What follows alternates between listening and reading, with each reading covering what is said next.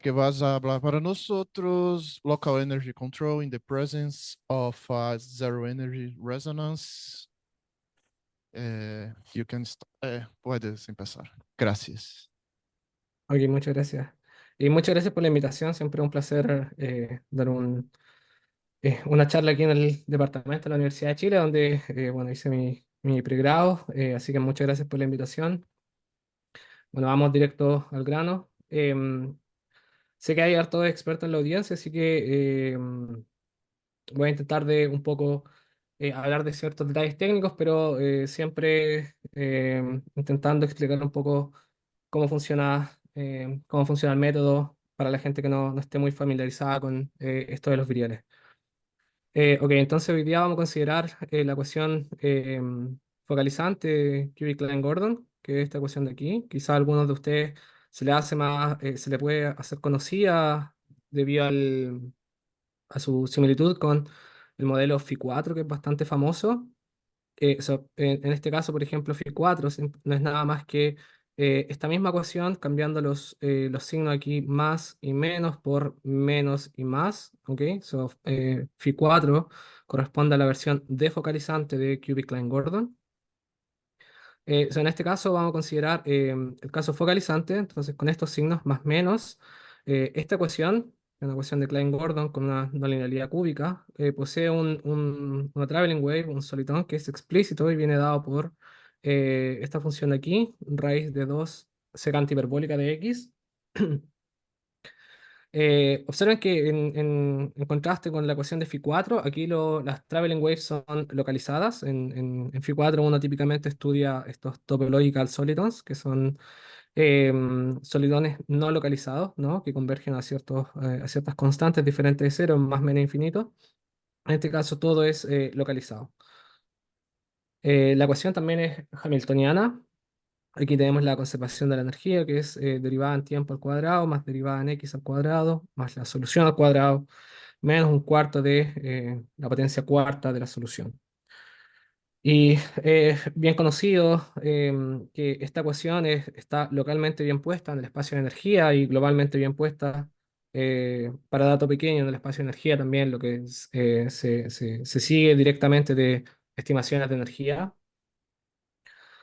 Por otro lado, la ecuación posee blow up en tiempo finito para datos con energía negativa y para datos con energía suficientemente grande, lo que se sigue de un argumento de convexidad.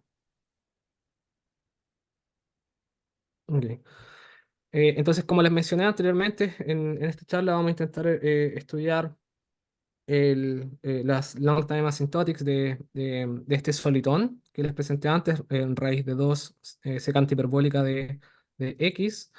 Eh, y bueno, es bien entendido que para ello es conveniente descomponer la solución que aquí denotamos como phi, como q, el solitón, más cierta perturbación. Y el objetivo de todo el análisis es tratar de demostrar, al menos si uno quisiera demostrar estabilidad asintótica, es demostrar que V, en este caso, decae a cero. ¿Ok? Ya les digo yo que no vamos a ser capaces de eso, pero comencemos por algo. Una vez uno descompone la solución de esta manera, ¿cierto? Q más V, bueno, uno eh, es sabido que para poder estudiar las propiedades asintóticas de la solución phi, en este caso, en primer lugar uno debe entender profundamente las propiedades del el sistema lineal asociado, ¿no? Si uno no es capaz de entender las propiedades de decaimiento del sistema lineal asociado, es imposible que uno pueda entender las propiedades del sistema no lineal, ¿no? Si uno no sabe resolver el problema más simple, que es el problema lineal, no hay ninguna chance que uno pueda resolver el problema no lineal. ¿Ok? Entonces, si uno toma esta descomposición, la reemplaza en la ecuación, en Cubic-Klein-Gordon, uno obtiene una ecuación para V, para la perturbación.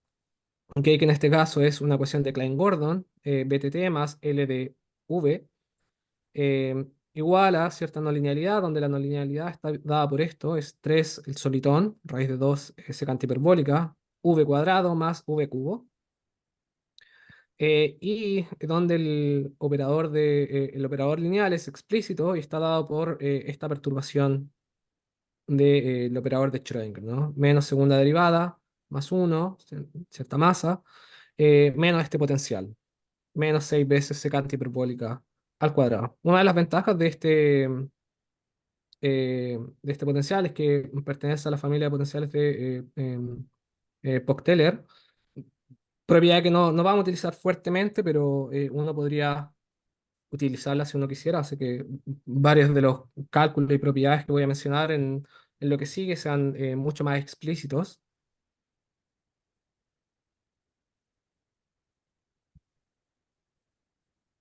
¿Ok? Entonces, bueno, en lo que sigue vamos a estudiar primeramente las propiedades espectrales de este operador, del operador lineal alrededor de este solitón. Eh, la gracia es que este operador lineal tiene un espectro bastante conocido, que es menos 3 0 que es el, el modo de traslación, y el espectro continuo, que va desde uno hasta más infinito.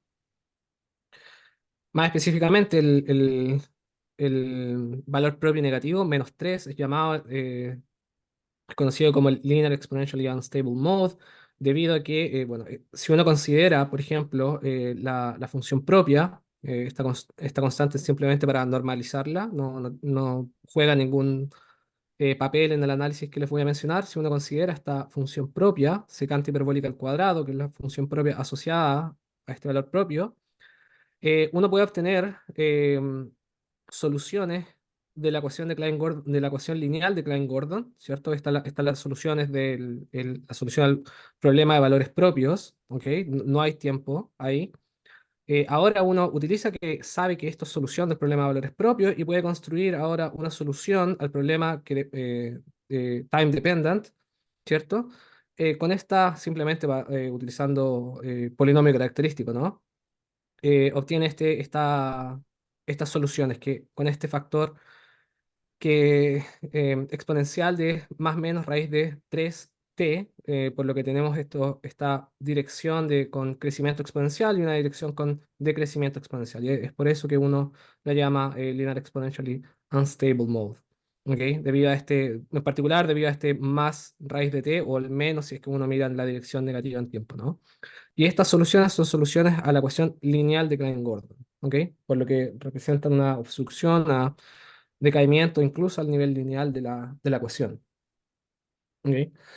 Debido a esto mismo es que uno ahora debe descomponer aún más la perturbación. Recuerden que descompusimos la solución phi como Q más V, ¿ok? Ahora este V, debido a este modo exponencialmente inestable del problema lineal, es que uno debe descomponer este V como, bueno, el modo inestable más una nueva perturbación, ahora epsilon. Donde ahora si uno quiere, por ejemplo, intentar estudiar la estabilidad asintótica del problema, el problema del solitón, ¿cierto? Ahora uno tiene que probar ambas cosas, que la amplitud, aquí, A, eh, decae a cero y que la perturbación decae a cero. Uno ahora debiese probar ambas al mismo tiempo, ¿no? Si uno quiere probar estabilidad asintótica del solitón, debe probar ambas cosas al mismo tiempo.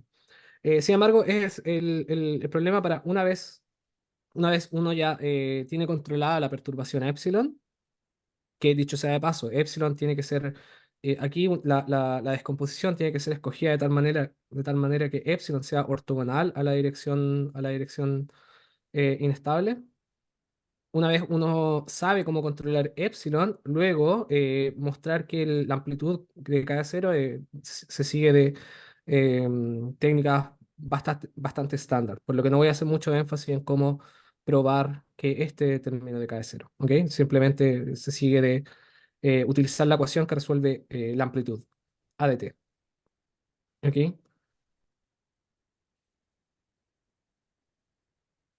Acerca del zero eigenvalue, el translational mode aquí.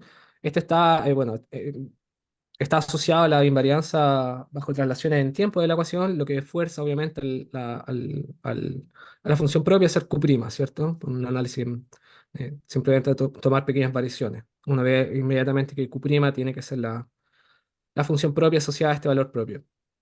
Sin embargo, este Q' es impar y aquí por simplicidad, simplemente por simplicidad, pero mi claim es que el análisis no cambia si es que no consideramos lo que voy a decir ahora, y es que por simplicidad vamos a tomar simplemente datos iniciales pares, por lo que vamos a ser inmediatamente ortogonal a esta dirección propia. Obviamente ser par en el instante inicial es una propiedad preservada por el flujo de la ecuación, por lo que si somos par en el instante inicial, la solución es par para todo tiempo. ¿Ok?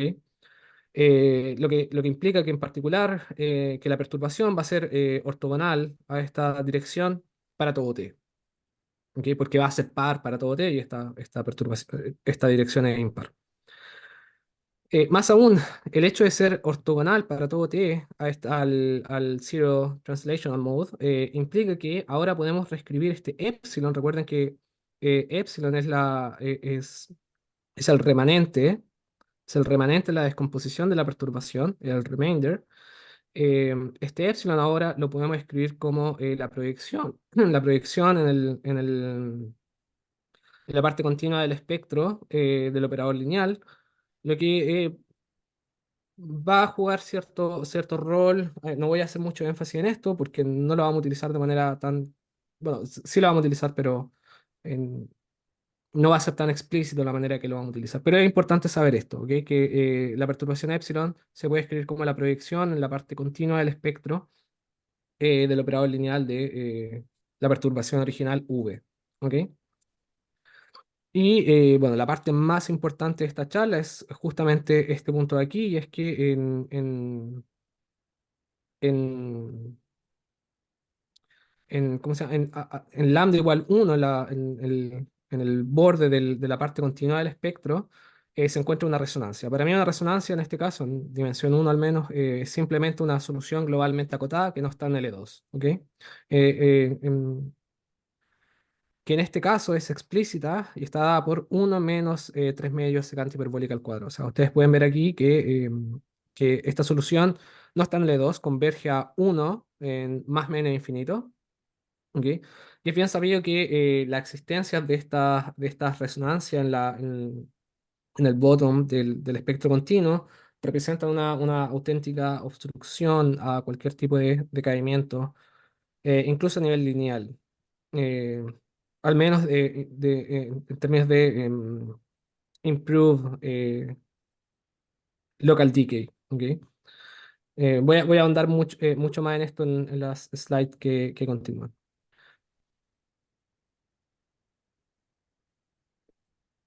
Ok. Entonces esto es justamente lo que había mencionado anteriormente, y es que la existencia de estas soluciones acotadas que no están en L2 para el operador perturbado de Schrödinger son bien conocidamente una obstrucción para obtener improved local in space decay, eh, incluso para las soluciones lineales, ¿no? Si uno quiere, si se la hace más simple, la situación aquí es análoga al caso de flat Schrödinger, o sea, sin ningún potencial, simplemente menos dx square, donde la función idénticamente uno es una resonancia para la ecuación, ¿cierto? La función idénticamente uno resuelve menos dx cuadrado igual cero, ¿cierto? Por lo que esta función aquí es una resonancia para el operador, para el flat Schrödinger operator. El, y, y qué es lo más interesante es que en este caso, debido a o sea, ¿por qué menciono este caso? Es porque justamente aquí, dado que todas las soluciones son bastante explícitas y uno puede hacer todo el análisis bastante explícito, uno puede ver de nuevo de manera explícita que el decaimiento lineal no puede ser mejor que t a la menos un medio, incluso para datos iniciales Schwartz, si uno quiere. ¿Ok? Situación que es radicalmente distinta al caso genérico. No he definido, ni tampoco voy a definir qué significa genérico en este caso, pero en el caso genérico, digamos, el caso sin resonancia, que es un caso mucho mejor entendido, uno puede probar que para datos suficientemente localizados, el decaimiento, al menos a nivel lineal y al nivel no lineal para decaimiento local en espacio, ¿no? El local decay, es del orden t a la menos 3 medios, que es brutalmente mejor que este t a la menos un medio, que es, ocurre en el caso con resonancia, ¿no? Olvidé mencionar que, bueno, aquí nuevamente no he definido qué significa ser genérico ni no genérico, pero en nuestro caso, en el caso con resonancia que estamos considerando aquí, es el caso no genérico, el caso difícil, el caso en que uno no puede mejorar de ninguna manera la- el decaimiento lineal. ¿Ok? Por lo que en nuestro caso, el decaimiento no puede ser mejor que T a la un medio. Esto es realmente una obstrucción a cualquier tipo de improve local decay. ¿Ok? En contraste con el caso mejor entendido que es el caso genérico, sin resonancia. Y una ecuación que vamos a tener en mente constantemente es la ecuación de Sine-Gordon. ¿Por qué? Porque el operador lineal em, que aparece bueno, de linealizar alrededor de un kink eh, satisface que el potencial es no genérico, tiene una resonancia en el bottom del espectro continuo. Em, y encima de eso, no solo es que tenga una resonancia, sino que además esta ecuación de Sine-Gordon es brutal en el sentido de que nos provee de una cantidad infinita de, bueno, no infinita, pero una gran cantidad de contraejemplos explícitos. Entonces, no es solo que aquí uno pueda argumentar de manera general con estos teoremas genéricos de que el decaimiento no puede ser mejor que tal a menos un medio, sino que además, encima de eso, tenemos contraejemplos explícitos. Podemos ver de manera explícita, gráfica, si uno quiere, que el decaimiento no puede ser mejor que ello. Constantemente uno va a utilizar estas soluciones, el Breeder y el Wobbling King, para probar contraejemplos de ciertos teoremas de estabilidad asintótica. ¿Ok? Entonces aquí un breeder para mí simplemente es una solución eh, que está fuertemente localizada en espacio y que es periódica en tiempo. Y el Wobbling King, que es una suerte una suerte, permítanme decir esto, una suerte de combinación no lineal entre un kink y un breeder. Quizás no debiese decir eso, recuerdo alguna vez un referee se enojó con nosotros por decir eso, pero puedo justificar todo lo que estoy diciendo, si es que alguien pregunta. Ok. Acerca del resultado, de los resultados principales de nuestro trabajo, antes de entrar en ello, bueno, si uno quiere estudiar estabilidad asintótica para Klein-Gordon cúbico, o bueno, para cualquier ecuación en general con no linealidades a potencias bajas, es bien entendido que uno no debiese esperar resultados de estabilidad asintótica, no al menos en el espacio, en todo el espacio de energía, ¿no? Sin ninguna hipótesis adicional. Y esto simplemente se sigue esencialmente, ¿no? Del hecho de que Strickhartz no es efectivo para controlar la no linealidad. Si la no linealidad fuese suficientemente alta, ok, uno podría esperar un tipo de estabilidad asintótica de este estilo, pero no para no linealidades bajas. Por lo que han surgido principalmente dos tipos distintos de approaches. Uno que viene de esta escuela francesa-chilena, em, que corresponde, que está basada principalmente en utilizar estas virial identities, el, que dicen que estudian, eh, que hace un análisis asintótico para soluciones de energía, donde aquí la palabra clave es soluciones de energía. Con ello me refiero a que que no estamos haciendo ningún tipo de hipótesis adicional sobre el espacio de datos iniciales, ¿ok? Por lo que estos son resultados brutalmente genéricos, pero el precio a pagar es que los resultados, como las hipótesis son tan generales, los resultados son un poco más débiles, ¿no? Y solamente dan resultados locales en espacio. En particular, no dicen nada acerca de las asymptotics específicas de la solución eh, a medida que el tiempo se va a infinito, ¿ok? El segundo approach, que ha sido principalmente utilizado en el contexto de Kings, requiere hipótesis muchísimo más fuertes en términos del espacio de energía, aquí el espacio de energía, perdón, aquí el espacio de datos iniciales se asume con pesos, ¿ok? Aquí trabajamos en un espacio de datos iniciales con pesos, espacio de subbolet con pesos, eh, por lo que son resultados mucho más restrictivos. Sin embargo, al tener más hipótesis también, los resultados son más fuertes, ¿no? Y dan mucha más información, en particular da información en toda la recta, en todo R, acerca del perfil asintótico al que está convergiendo la solución. ¿Ok?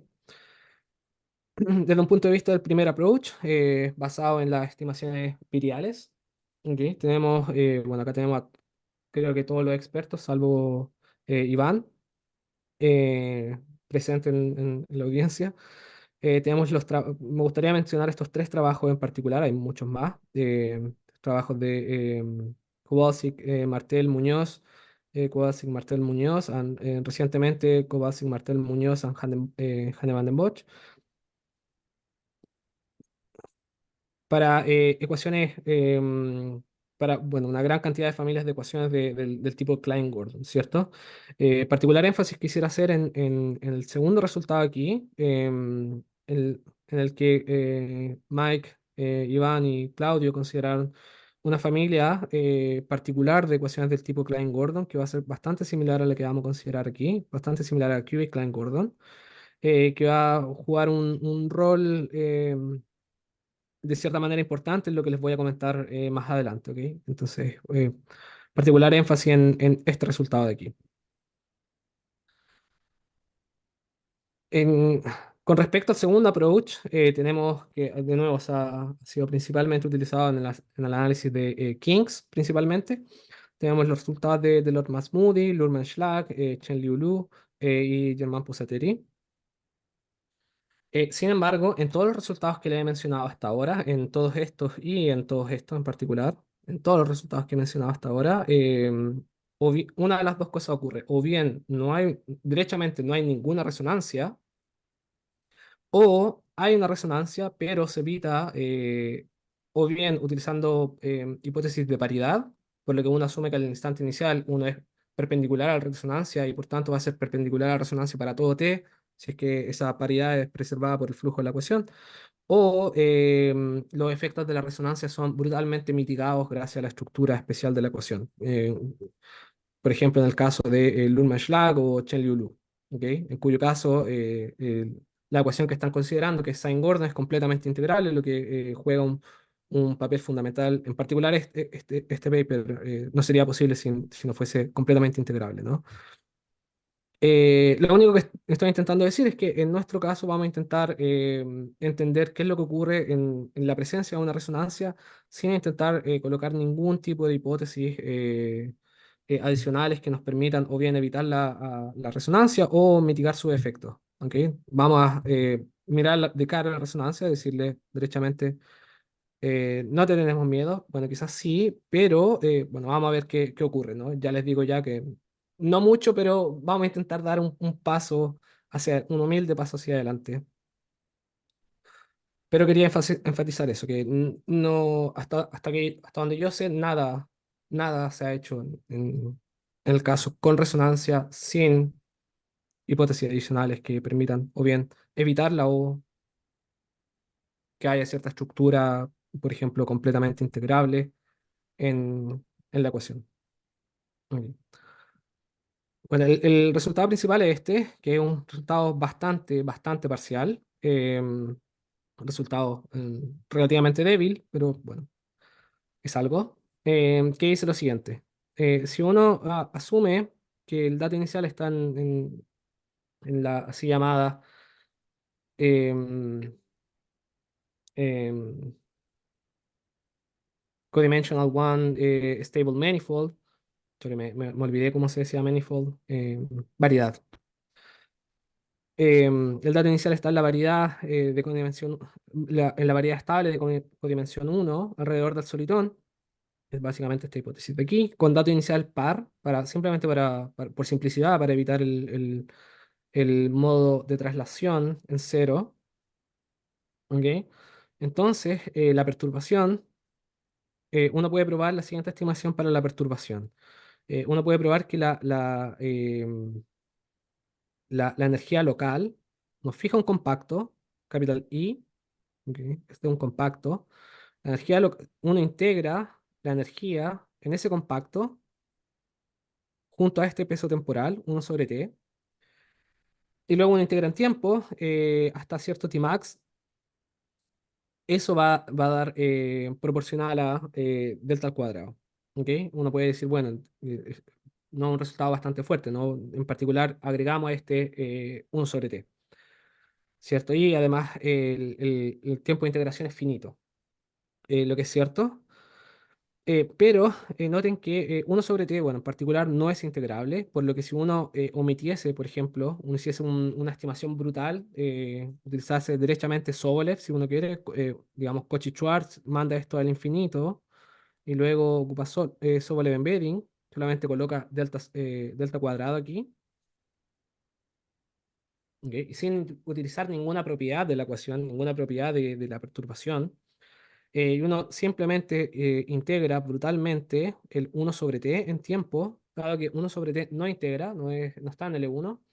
La integral de esto es proporcional al logaritmo de t, y dado que aquí t va a depender exponencialmente del tamaño de la perturbación, no hay ninguna manera de que esto, sin utilizar propiedades adicionales de la ecuación, que esto sea de tamaño delta al cuadrado, ¿no? Por lo que de cierta manera bastante débil, digamos, pero de cierta manera, esta estimación nos está diciendo que la perturbación, incluso en la presencia de una resonancia y sin suponer ninguna hipótesis adicional, la perturbación tiene que o bien poseer cierta propiedad débil, pero propiedad de decaimiento, tiene que de alguna manera decaer para que esta estimación sea cierta, o poseer alguna propiedad adicional de pequeñez. ¿Ok? No puede ser para todo t del tamaño delta al cuadrado, si no, esta estimación no podría ser cierta.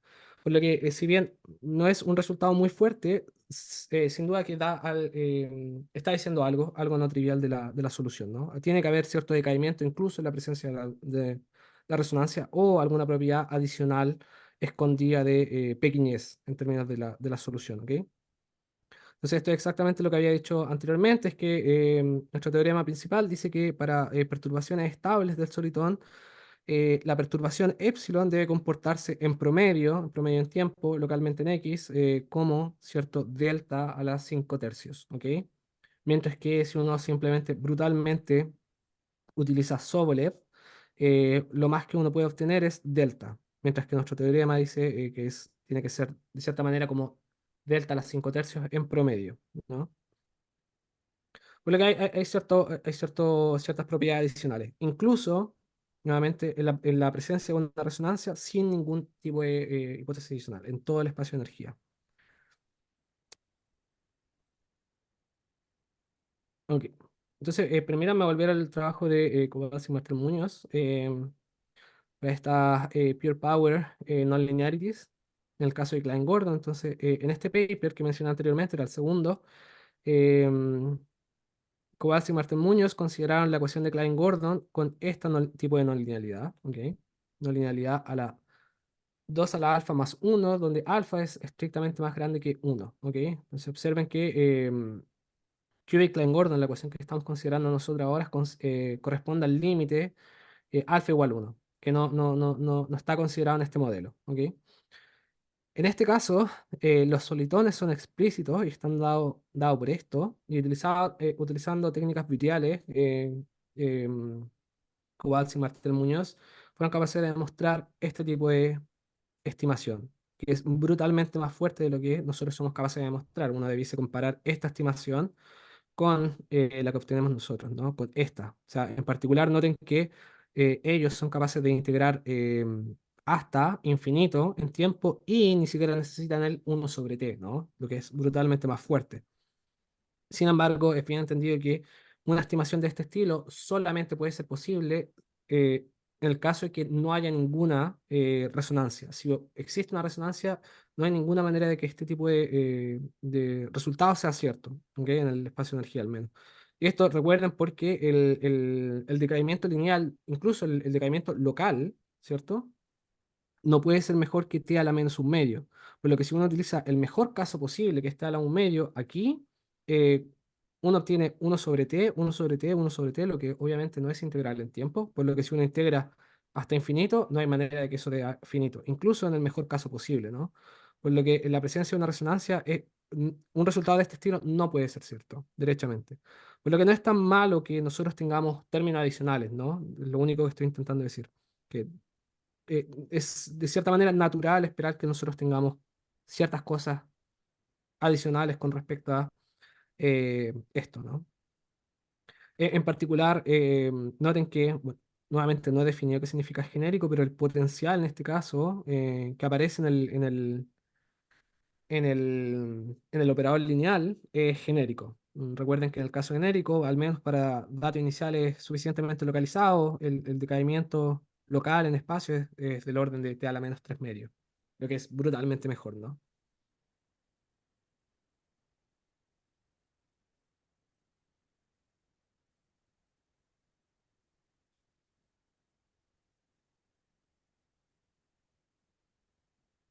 Ok, bueno, lo mismo que dije anteriormente, que en presencia de la resonancia es natural esperar que este tipo de resultados, una estimación de este estilo, ¿no?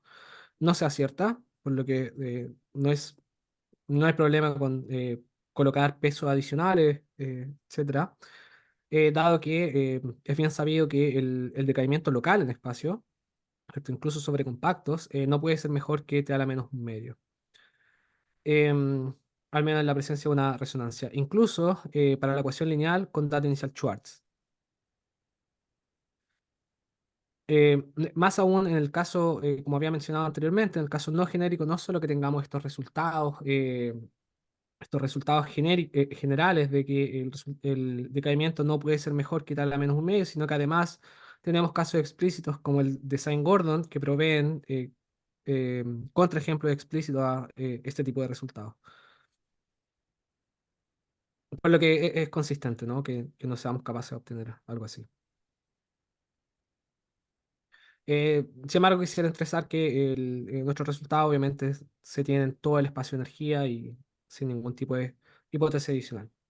Respecto al tiempo maximal, si me permiten volver un poco al teorema principal, al enunciado del teorema principal, aquí tengo un Tmax, ¿cierto? El tiempo maximal de integración que lo asumí dependiendo exponencialmente en el tamaño del dato inicial, de la perturbación inicial, donde la potencia aquí es a lo más 4 tercios, ¿ok?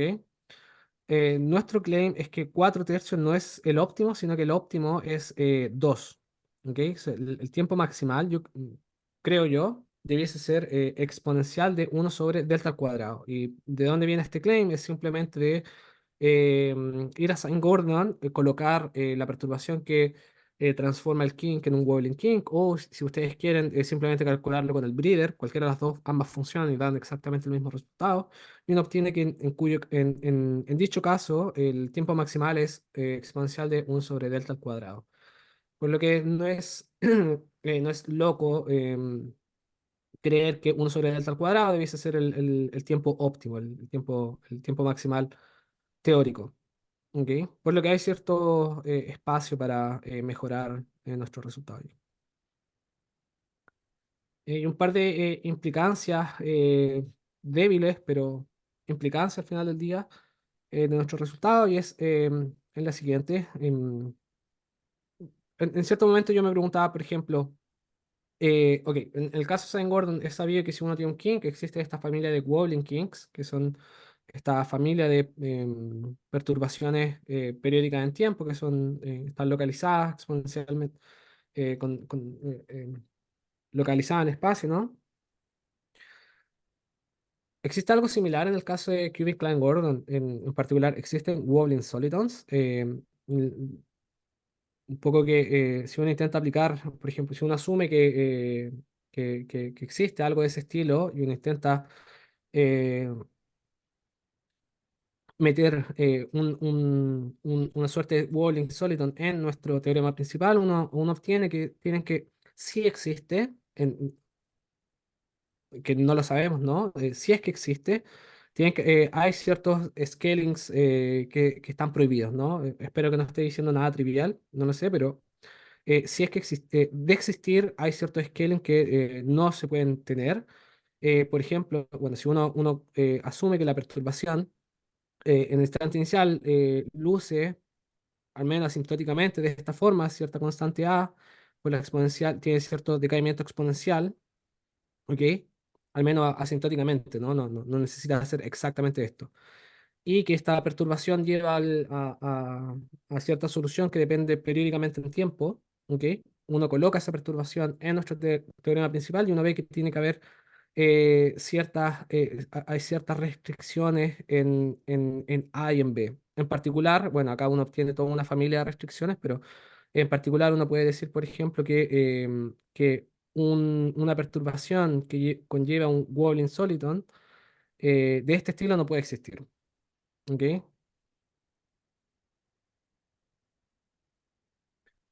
Eh,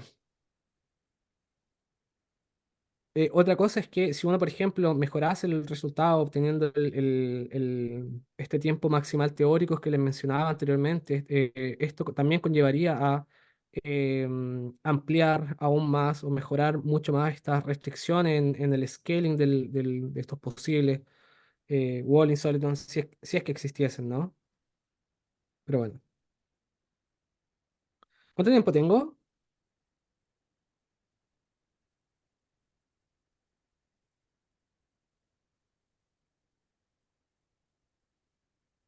¿Aló? ¿Aló? ¿Sí, Tiene sí? más 20 minutos. 20. Eso. Ok, ok. Gracias. Ok. ¿Alguna pregunta hasta ahora?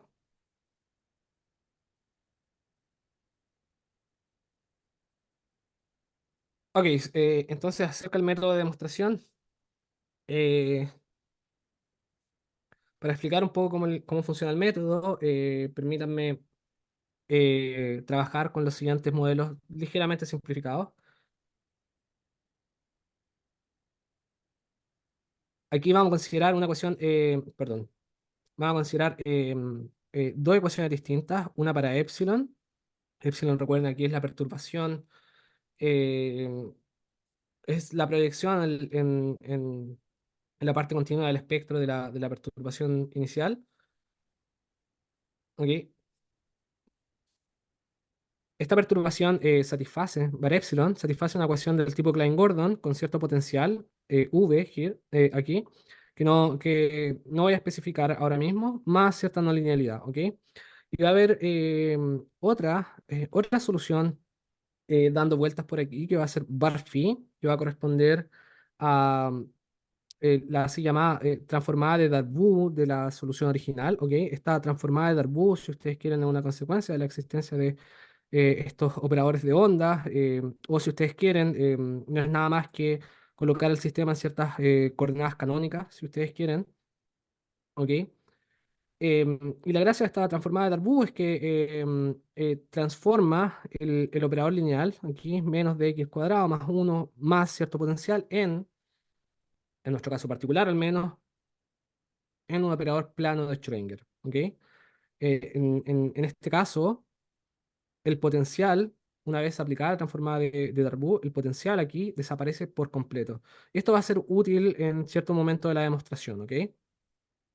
Entonces, nuevamente, la gracia de esta variable Barphy, o si ustedes quieren de esta transformada de Darboux, es que nos va a permitir pasar de nuestro problema original para la perturbación, que nos gustaría probar que su integral en tiempo de la energía local es de tamaño delta al cuadrado, al menos en un tiempo exponencial, nos va a permitir pasar este problema en un problema sin potencial. ¿Ok? Ok. eh, by the way, el hecho de que que la transformada de Darboux cancele este potencial no es algo general. Esto ocurre en nuestro caso, en el caso con resonancia, si ustedes quieren.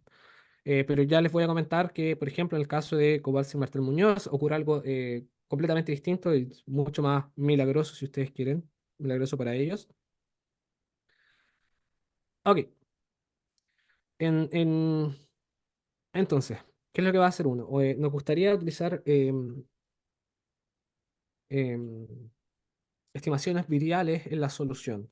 Entonces, permítanme definir lo que desde ahora en adelante voy a llamar el momentum virial. Este va a ser el funcional, un funcional modificado del momentum. ¿Ok? Fíjense que aquí tenemos fx por ft. Aquí f simplemente es cualquier solución de una ecuación de este estilo. ¿Ok? Asumo que f es cualquier solución de una ecuación de este estilo. ¿Ok? Para esa solución, defino este funcional, eh, capital I, ¿ok? Que es cierta modificación del momentum. ¿Cuál es la gracia de esta modificación del momentum? Es que esta modificación del momentum, recuerda, aquí está el momentum fx por ft, ¿cierto? Con cierto peso, la cual la modificamos vía agregarle este término adicional. La gracia de agregar este término adicional es que cancela la masa, ¿ok? Si uno toma este funcional, eh, deriva en tiempo y uno utiliza la ecuación de Klein-Gordon tiene cierta masa, ¿cierto? Tiene este término de masa aquí, el cual desaparece gracias a agregar este término, ¿ok? Y agregar ese mismo término también, encima de cancelar el término de masa, también cancela el término de, eh, eh, de la derivada temporal, ¿cierto? Si uno deriva aquí en tiempo, utiliza la ecuación, aquí en el resultado debiese aparecer un más o menos, no sé, em, derivada temporal ft cuadrado por cierto peso, el cual desaparece únicamente gracias a esta modificación, ¿ok? Entonces, esta modificación es un truco bastante típico que te permite cancelar ambos, la masa y la derivada temporal. Entonces, si uno considera este funcional virial, aquí, que es una modificación del momentum, utiliza que f resuelve cierta ecuación de Klein-Gordon, diferencia el funcional en tiempo, utiliza la ecuación e integra por partes un par de veces, uno obtiene una identidad de este estilo, que va a ser nuestra identidad virial. Entonces, para la gente, no sé si hay alguien en la audiencia que no esté muy familiarizado con estas viriales, si es que, si es que, si es que es el caso, permítanme hacer un análisis bastante simplificado y que no va a ser cierto en nuestro caso, pero simplemente para hacer el punto, es que ¿cuál es la gracia de esta identidad, identidad virial? Que para la gente que no es de dispersiva, probablemente conocen esto como estimaciones de Morawetz. Eh, Supongan, por ejemplo, que aquí F representa la perturbación, ¿no? Es una solución pequeña, pequeña en cierto espacio de Sobolev. Entonces, aquí este último término de acá está codificando todos la no linealidad, por lo que esta integral de aquí solamente contiene higher order terms, higher order con respecto a estos términos cuadráticos de aquí. ¿Ok? Entonces, si la solución es pequeña, moralmente hablando, a uno le gustaría decir que los términos cúbicos y cuárticos que aparecerán aquí van a ser aún más pequeños, ¿no? Porque f es pequeño, entonces f al cubo y f a la cuarta va a ser aún más pequeño. Por lo que para este análisis permítanme solamente para hacer el punto de cómo funciona la estimación virial, ¿no? No para toda la charla. Permítame suponer que toda esa integral puede ser absorbida por los términos cuadráticos, que los términos cuadráticos aquí van a representar los leading order terms. ¿Ok? Entonces, si uno supone, por ejemplo, y olvidemos de esto igual para hacer el punto. Si uno supone, por ejemplo, que esta cantidad de aquí es negativa, esta cantidad de aquí es negativa, junto a, bueno, esta ya de por sí es negativa, ¿no? Entonces, si estas dos cantidades son negativas y la suma de ellas está relacionada con la energía local, ¿qué estaría diciendo la identidad virial? Dice que la derivada del funcional es igual a cierta suma de, de la energía local, ¿cierto? Entonces uno estaría tentado a derechamente integrar en tiempo. Recuerden que la integral en tiempo de la energía local es justamente lo que queremos probar que integra finito hasta cierto Tmax, ojalá incluso hasta Tmax igual a infinito, ojalá. Entonces, supongan que esto fuese negativo, entonces con esto es negativo, uno integra en tiempo y uno obtiene vía la identidad virial que La integral en tiempo de la energía local es nada más que la integral en tiempo de, bueno, ¿qué es esto? Esto es la derivada en tiempo del funcional. Funcional que que puede ser controlado utilizando las leyes de conservación. Entonces, bueno, acá uno simplemente utiliza el teorema fundamental del cálculo, uno tiene la integral en tiempo de la derivada en tiempo, eso es simplemente el funcional evaluado en Tmax y en cero, de cierta cantidad que está globalmente acotada, ¿no? Globalmente acotada utilizando las leyes de conservación. Y por tanto, uno obtiene que la integral en tiempo de la energía local integra hasta infinito, por ejemplo. Si es que ocurriese el caso, el milagro de que esto también fuese negativo. Ya les digo yo que eso nunca es el caso. Bueno, para la gran mayoría de aplicaciones no es el caso, ¿ok? Sino más bien que esto va a ser positivo, tal cual indica este signo más de aquí, esto va a ser positivo, por lo que no vamos a poder ser capaces de interpretar esta suma de aquí, de estos dos términos, como la energía local, sino que va a haber una cierta, podrían haber ciertos cancelamientos, pero incluso en el caso más general en que esto es positivo, a uno le gustaría moralmente ser capaz de asegurar algo de ese estilo, ¿no? Que si bien tienen signos distintos, que uno puede decir que esto sea menor o igual que menos cierta cantidad relacionada a la energía local. Y luego, una vez prueba esa desigualdad, uno integra en tiempo en ambos lados y obtiene el resultado. Eso es a grandes rasgos cómo funciona esta estimación adversarial en este tipo de ecuaciones. Ok, dicho eso, ahora vamos a considerar estos pesos phi como siendo tangente hiperbólica de x sobre a, con cierto factor enfrente, de manera tal que su derivada sea simplemente secante hiperbólica al cuadrado, donde aquí a mayúscula simplemente representa la escala, el grado de localización que provee estos pesos. ¿Ok?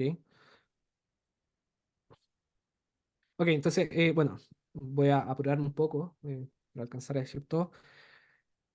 Antes de mostrarles cómo funciona el método, necesito un par de definiciones adicionales. La primera es que vamos a considerar cierto kappa.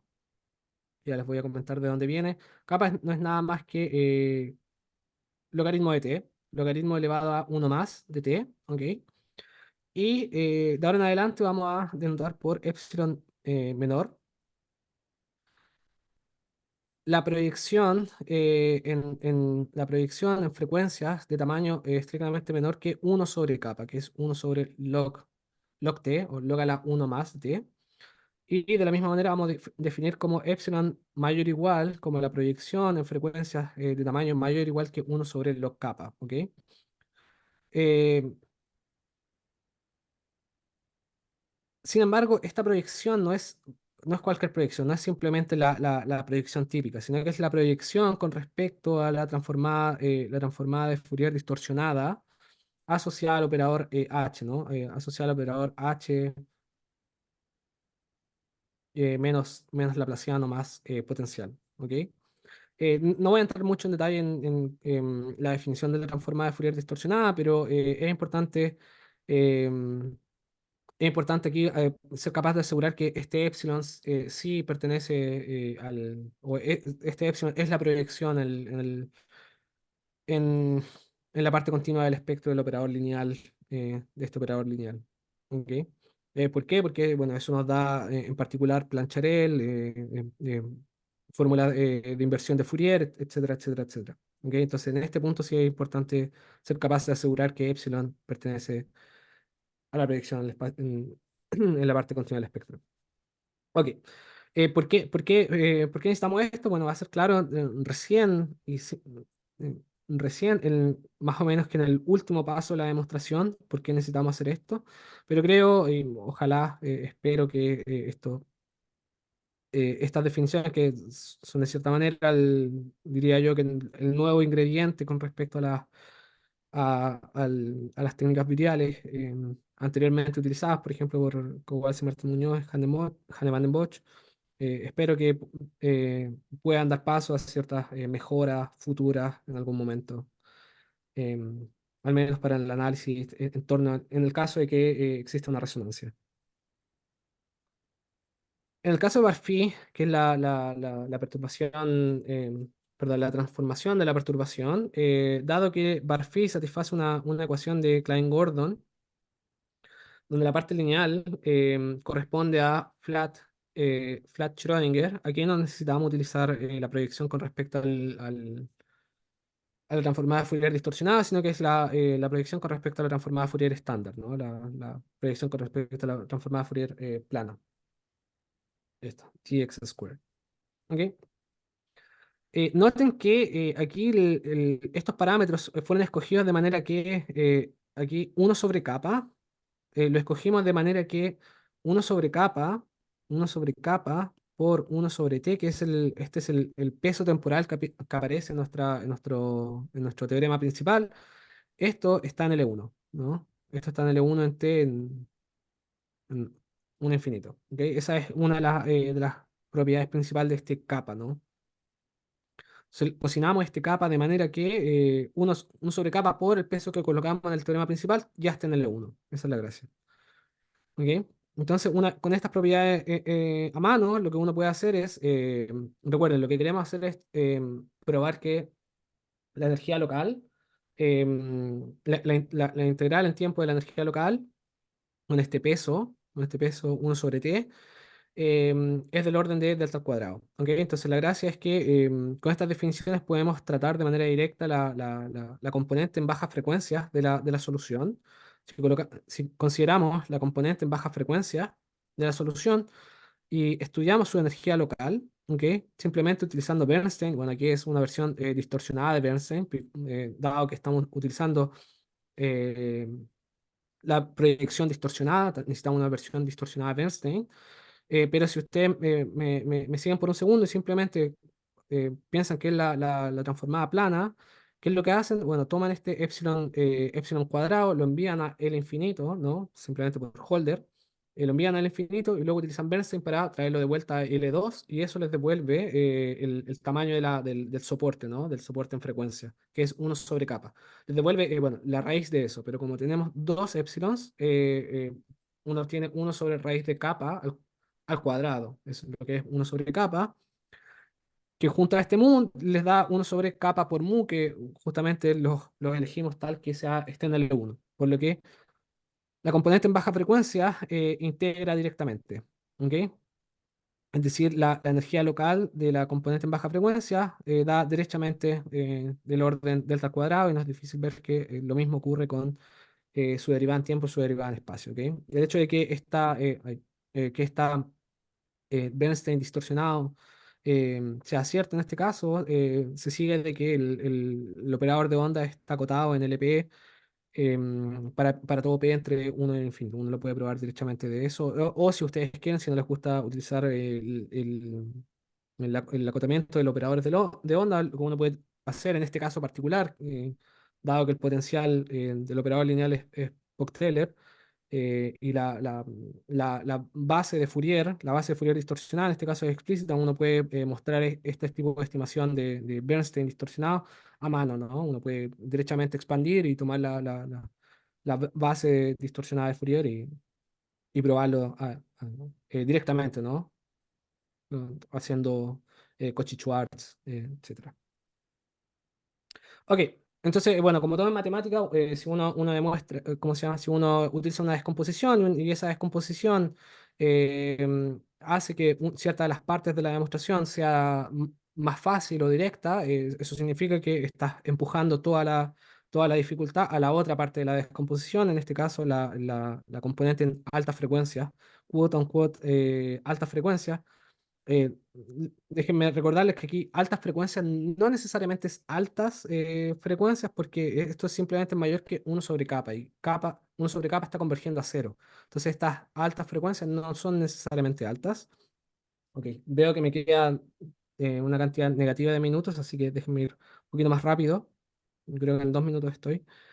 Entonces el problema se reduce a estimar a controlar la integral en tiempo de, de la componente en alta frecuencia, ¿ok? Entonces, Entonces, si uno utiliza una estimación virial específicamente para la componente en altas frecuencias, utiliza la identidad que les mostré anteriormente, pues, la identidad virial. Luego de un par de Cauchy-Schwarz, uno es capaz de obtener cierta desigualdad de este estilo, donde nuevamente el sueño sería que este más fuese un menos para así poder integrar en tiempo en ambos lados de la desigualdad y obtener el resultado, ¿cierto? Sin embargo, bueno, la vida nunca es tan simple y en vez de tener un menos aquí tenemos un más, por lo que el análisis va como sigue. Imagínense por un momento que fuésemos capaces de vía un argumento externo, ser capaz de integrar en tiempo esta cantidad.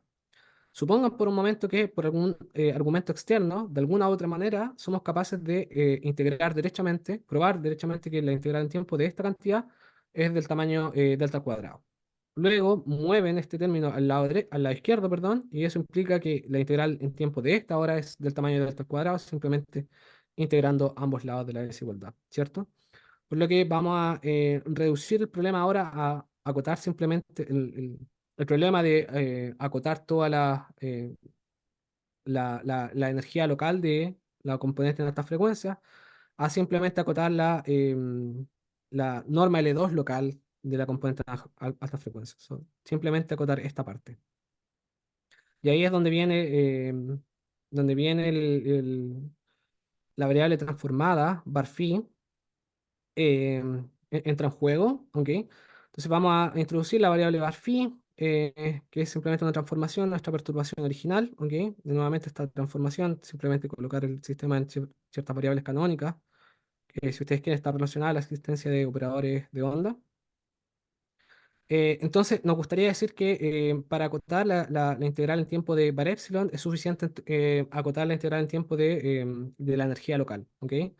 Que es justamente lo que nos dice esta estimación de coercividad, ¿ok? Que nos dice básicamente que la energía local de la variable transformada acota la norma L2 local de la perturbación original, ¿ok? Y como uno prueba esto es simplemente invirtiendo este operador, invirtiendo la transformación. Uno tiene este tipo de relación y uno invierte aquí el S con U. Ok, uno invierte la transformación, tiene que recordar aquí que var epsilon satisface ciertas ortogonalidades, cierto ortogonal a ambas direcciones propias. Entonces informalmente uno puede invertir este operador, colocarlo en el lado izquierdo y escribir epsilon como función de var phi. Ok, una vez uno hace eso, uno brutalmente multiplica por sech square y luego integra. Y luego de un par de Cauchy-Schwarz uno obtiene la estimación de coercividad. Entonces, todo el problema se reduce a estimar esto, ¿ok? Para ello vamos a utilizar estimaciones viriales. Uno utiliza un virial para Barphi. Ahora, obviamente, estos viriales no son milagrosos. Si uno utiliza nuevamente exactamente los mismos viriales, obtiene exactamente el mismo resultado. Si uno sigue haciendo lo mismo, obtiene exactamente lo mismo, ¿no? Si uno obtiene algo de este estilo, bastante similar. Utilizamos exactamente el mismo razonamiento que antes. Como estos dos ahora son negativos, nos gustaría em, acotar esto. Voy a apurarme un poco, perdón. Entonces, vamos a reducir el problema a estimar este término, que es el único con el signo distinto en esta estimación virial. ¿Ok? Entonces, todo el problema se reduce a estimar este término de aquí. ¿Ok? Y aquí es justamente el nuevo ingrediente que espero em, eh, conlleve algunas mejoras en la técnica. La idea va a ser, déjenme volver un segundo, queremos estimar esto, ¿no? La norma L2 local de la derivada temporal. Tomamos la derivada temporal, que que es la componente en alta frecuencia de la derivada temporal, perdón, y descomponemos de una manera, utilizando una descomposición de Little Palette. No sé si aquí está el cero, aquí está uno sobre K, aquí está uno sobre K. Acá está uno. Acá utilizamos una descomposición de Little Good Pally entre 1 sobre K y 1, y desde uno hacia más infinito no nos importa, no hacemos ninguna distinción. ¿Ok? Em, Luego escribimos barphi t mayor o igual como simplemente la suma de todos estos barphi t n-1, ¿ok? La localización en frecuencias de tamaño 1 sobre n, bueno, más la final, esta, que no nos importa mucho, ¿ok? Luego tomamos cuadrado, que es justamente la cantidad que estamos intentando estimar aquí, por lo que obtenemos el cuadrado de esta suma. Luego utilizando Cauchy-Schwarz, uno tiene que esto es la suma de los cuadrados, ¿no? Aquí uno pierde como aquí uno pierde un log kappa. Log kappa que viene de es el número de elementos que hay en esa suma, ¿cierto? Si uno, para pasar este cuadrado dentro de la suma, uno pierde algo proporcional al número de elementos, que en este caso es log kappa. Pero log kappa, recuerden que kappa ya es logarítmico, por lo que log kappa no es tan importante. Log kappa vendría siendo log t, ¿no? Eh, ok, entonces esto nos permite pasar la integral a algo de este estilo, n a la menos 1 cuadrado sech cuadrado de x, digamos, algo de este estilo. Esto es lo que nos gustaría acotar ahora. ¿Ok? Y para esto no es tan evidente ahora mismo, pero va a ser evidente en la siguiente slide que me acabo de saltar, que con el objetivo de estimar esto, lo primero que vamos a hacer es cambiar este sech, esta localización, que es una localización bastante fuerte en espacio, por, vamos a multiplicar aquí por sech, multiplicar y dividir por sech de x sobre n, que es el tamaño de esta frecuencia, log kappa, y dividir por exactamente el mismo término, ¿ok? ¿Por qué? Bueno, ahora, porque si uno junta estos dos, lo primero que me gustaría hacer es de alguna manera u otra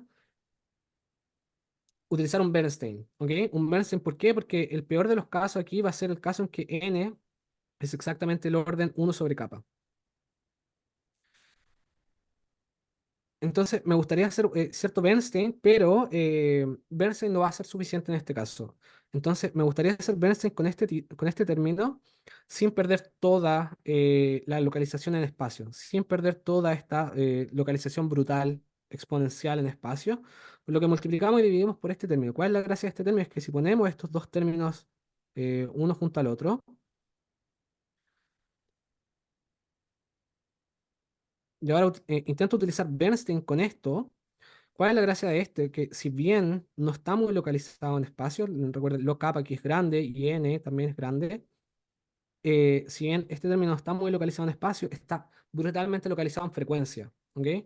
Este término de aquí, que aquí está cero, aquí está, digamos, menos 1 sobre 2n, y acá está 1 sobre menos 2n, acá lo mismo. Este es el soporte de Barphy, ¿cierto? Este es el soporte de Barphy. La transformada de Fourier de Barphy está soportada aquí. Sin embargo,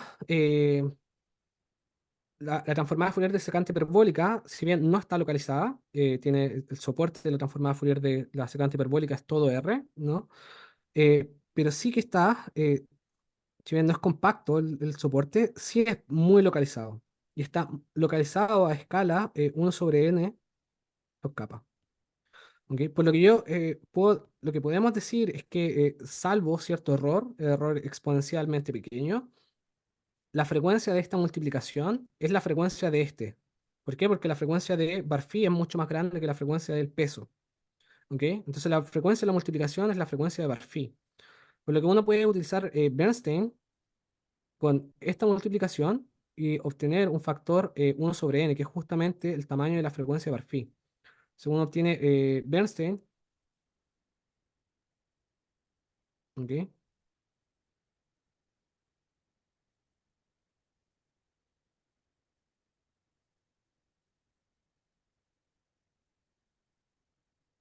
Y uno obtiene un 1 sobre n adicional. Recuerden, en el peor de los casos, 1 sobre n va a ser como capa.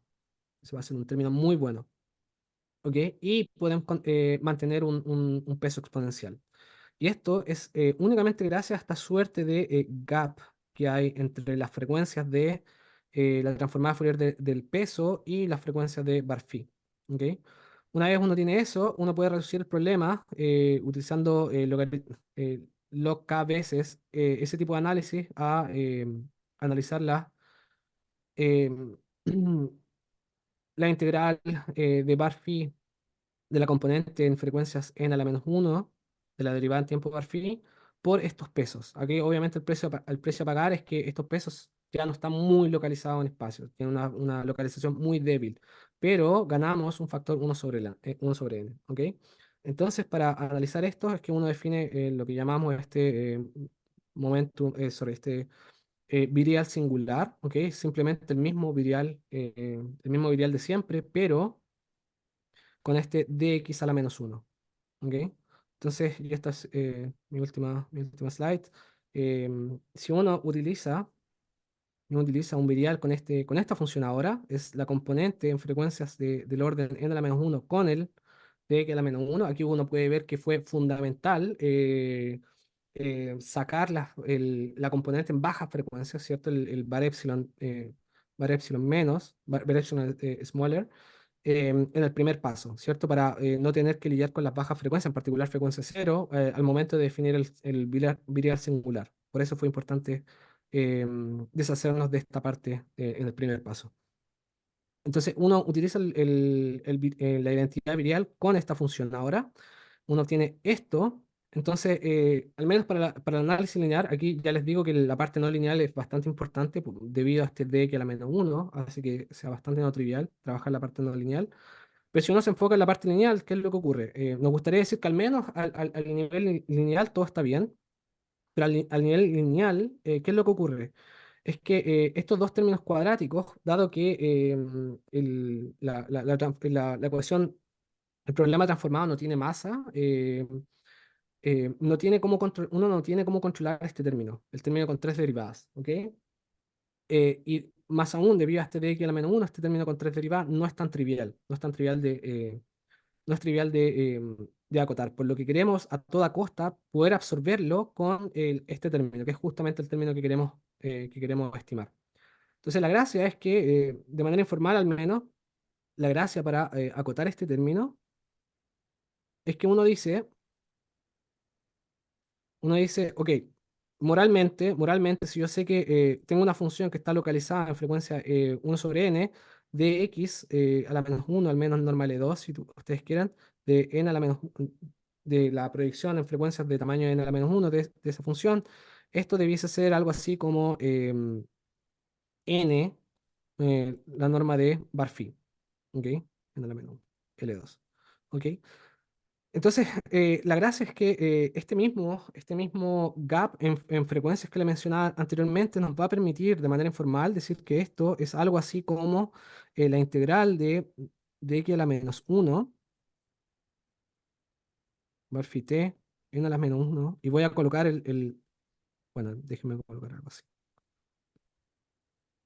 de sacar el dx hacia afuera, de manera muy informal, ¿ok? Y esto es únicamente gracias al gap en frecuencia. Voy a sacar este de x a la menos uno fuera de la multiplicación, up to ciertos errores, ¿cierto? Y una vez tenemos esto, dado que sabemos que, la frecuencia de esta multiplicación es nada más que la frecuencia de esto, utilizando el mismo razonamiento que utilizamos aquí, podemos decir que esto es algo así como n al cuadrado por la integral de bar phi t n a la menos uno eh, phi triple prime. Pero la tercera derivada del peso ahora nos provee, gracias al scaling que tiene, el scaling brutal que tiene, la tercera derivada nos da algo así como n cuadrado log cuadrado de capa integral de bar phi de n a la menos, sorry, perdí un cuadrado aquí, bar phi prime. ¿Ok? Entonces aquí este se cancela con este y uno obtiene un factor del orden uno sobre capa, que si t es suficientemente grande, esto es pequeño. Y esto es justamente el otro leading order term, que es justamente lo que escribí aquí. Y es que gracias al gap en frecuencia entre bar phi, de cómo elegimos bar phi y el peso, uno puede manipular este de x a la menos uno, tirarlo hacia afuera y luego sacar eso como un n multiplicando y utilizar que estas tres derivadas sueltan 2, 1 sobre lambda, 1 sobre lambda, ¿cierto? Una vez uno tiene eso, el resultado es de esta forma por una constante suficientemente pequeña y por tanto uno puede absorber este término con este que es exactamente el mismo término, ¿no? Por lo que uno obtiene justamente el sueño, ¿no? El sueño, que es una estimación virial que solamente, eh, que solamente tiene un término. Luego uno integra aquí en tiempo, aquí y allá, y uno obtiene justamente el control de la integral temporal de este término de aquí, que es justamente lo que uno quería. Y luego uno tiene que volver, pero no voy a entrar en eso, pero uno tiene que volver en toda esta escalera de reducciones que uno hizo para poder obtener que la integral de la versión local de la energía de bar epsilon es integran tiempo y este tamaño delta al cuadrado. Oye, mil disculpas por todo el tiempo adicional que utilicé. Muchas gracias.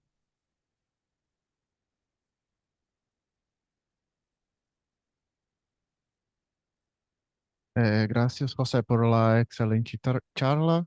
¿Alguna pregunta?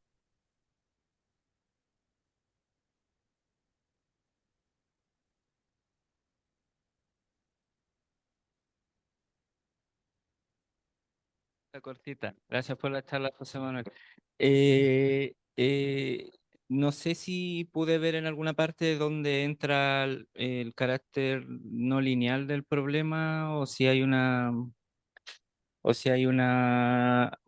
¿cómo se llama? Una mención hacia que sea Klein-Gordon cúbico más que llegues a la resonancia misma después de la Darboux. Sí, sí, gracias por la pregunta. De hecho, olvidé mencionar eso, bueno, es parte fundamental del problema, ¿no? Entonces, ¿qué es lo que ocurre? Es que en este caso, y esto es únicamente porque consideramos el problema hasta tiempo finito, los términos cúbicos no van a ser tan relevantes. Obviamente, si uno intenta empujar esto hasta tiempo infinito, uno intenta atacar el problema completo de estabilidad asintótica hasta tiempo infinito, los términos cúbicos son tu peor enemigo, ¿no? Son la parte más gruesa del paper estaría escondida en el análisis de la no linealidad. En el caso de tiempo infinito, aquí no es tan relevante, no al menos hasta exactamente este punto. Es la única parte en la que la no linealidad es crucial. ¿Ok? Es aquí el único lugar en el que vemos de manera fuerte las restricciones que imponen esta no linealidad cúbica debido a estos dx a la menos uno que van a estar actuando en la no linealidad.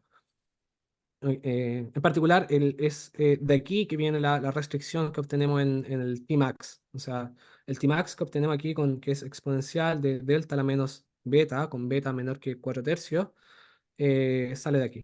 ¿Ok? De la no linealidad solamente para el virial singular. Insisto que el único motivo por el que aquí no es tan relevante para los otros viriales es solamente porque nuestro análisis es hasta tiempo finito.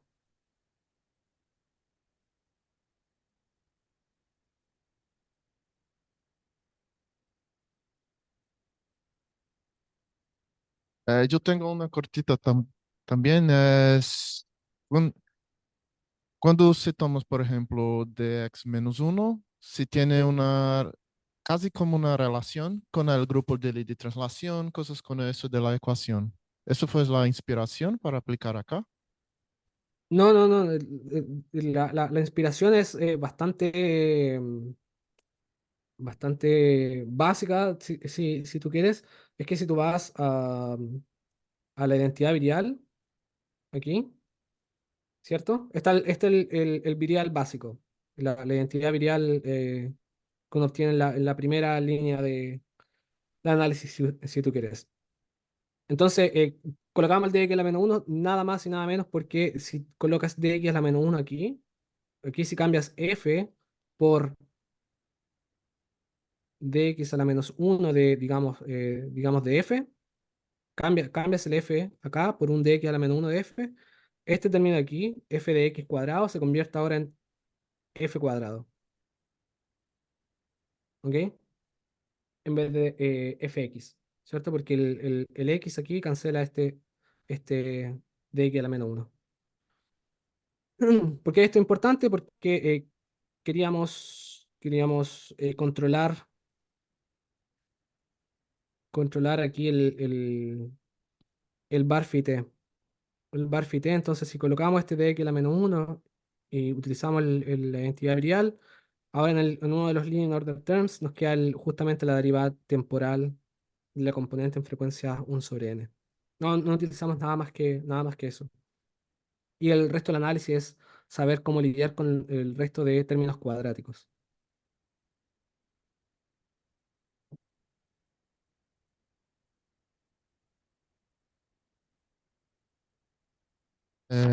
¿Alguien? ¿No? Entonces vamos a decir gracias de nuevo. Una cosa, en la próxima semana vas a hacer en sexto piso, ¿ya? Eso, lunes, eh, eh, gracias. Chao, chao, que estén bien.